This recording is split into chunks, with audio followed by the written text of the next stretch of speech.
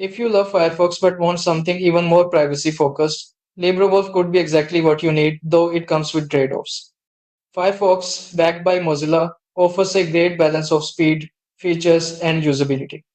It includes things like Pocket Sync and a built in password manager, but it also comes with telemetry and background data sharing enabled by default, which you can turn off.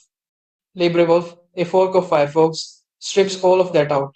No telemetry, no auto connections, and it ships with uBlock origin and hardened privacy settings pre-installed. It's designed to be private out of the box, without you needing to tweak anything. However, it doesn't auto-update like Firefox, and managing updates manually or through scripts might be a hassle for some.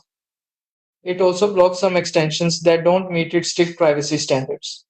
Bottom line, use Firefox if you want a polished, user-friendly browser with strong privacy options. Choose LibreWolf if you want maximum privacy and don't mind being more hands-on with updates and features.